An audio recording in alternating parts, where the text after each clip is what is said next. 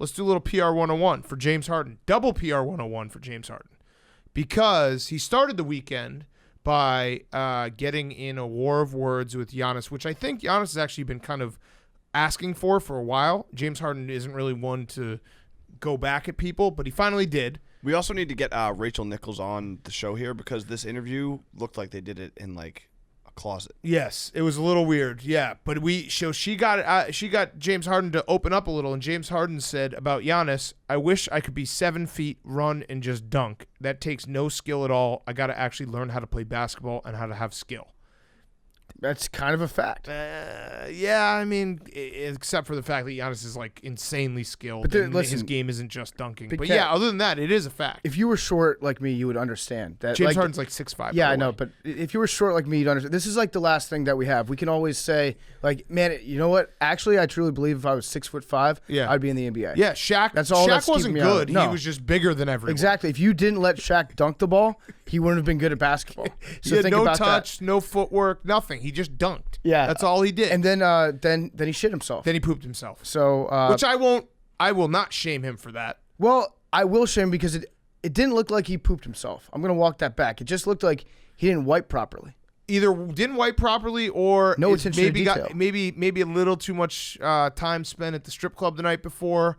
Maybe had a little too much to drink. He was at the casino the night before. He was at the casino. Okay. So there it is. So he had a big bowl of chili in the morning. I don't even think it's he might not have.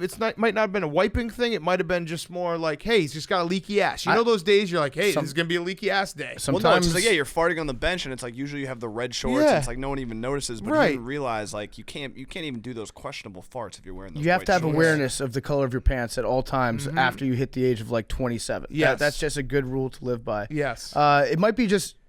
Maybe Euro stepping. There's like a lot of swiping between your butt cheeks that happens there. The playing friction. question, though, a lot of friction. I noticed before I even saw the pictures, like of the screenshot, but it was weird how long he was on the ground at the end of the half, and like that was from where the screenshot was from. Like I think something might have happened because it was like he pooped himself. He fell on the ground, and then he was on the ground like he was hurt for like 10 minutes, but he wasn't hurt. He was just farting. He was doing my fart pose, getting on the ground and letting it all out. I actually think that I'm like the Dexter of poop spatter. I'm like a poop spatter analysis guy. And to me, that just looked like it was prolonged exposure to small amounts of poop that was on his butt. Yeah. So I'm just thinking he didn't wipe well. That's not like a I shit myself brown stain. It's tough that the internet is still at a place where we don't accept this, like that this just happens. It's we've done a lot of work, a lot of groundwork to try to make this not a bugaboo anymore, that when someone poops their pants, we don't immediately make jokes and shame. Or poops the shower. But we have a long way to go. It seems like this story just reminded me that we've come a long way, but we have even farther to go. When you take the knife halfway out of my back, I don't thank you for pulling it halfway out. I say pull it all the way out. Yeah, I don't congratulate you for doing that. Right. So please, let's stop the poop shaming. Conspiracy theory. Maybe he was trying to like send a signal out to Gabrielle Union, like, "Hey, come eat this." Yeah, ditch the zero and get with a hero. Come get this. Get a guy who's still playing in the league. Yeah, that's right. Yeah. All right, we have a sabermetrics. This is for Hank's love of his. Is Jayson Tatum a love of your life yet? Yes. Fully love of your life. Has been. Yeah. Well, no, you know, like that moment when a player goes from, "Ooh, we're crushing," to, "I would die for this guy." Has he gone to the "I would die for this guy"?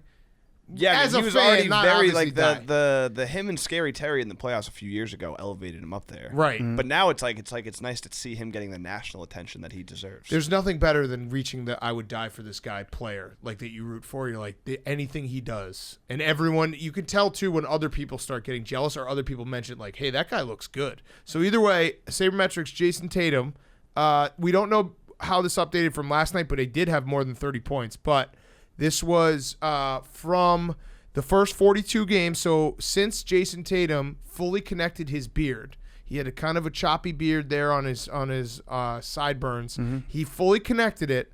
First 42 games of the season, he was averaging 21 points per game, 43.5 field goal percentage, and 36.3 from three.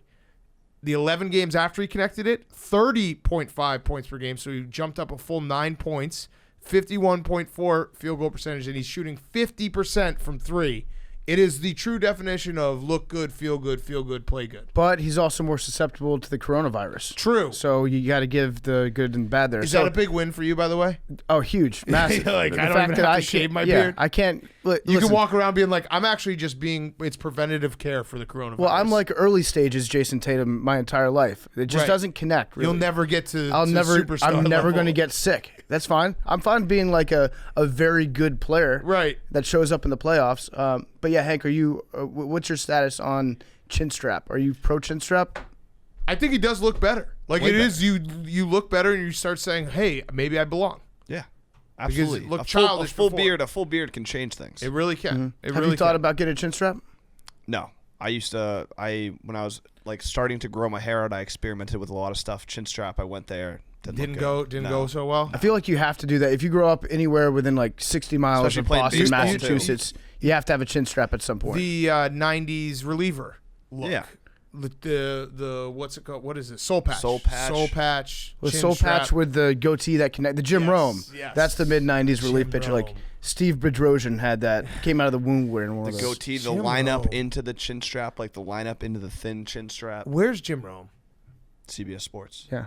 The CBS He's Sports still around. Minute. I'm pretty sure the annual Smack Off is coming soon, isn't it? I need to do we need to do a list of guys who are just getting paid for like never being anywhere.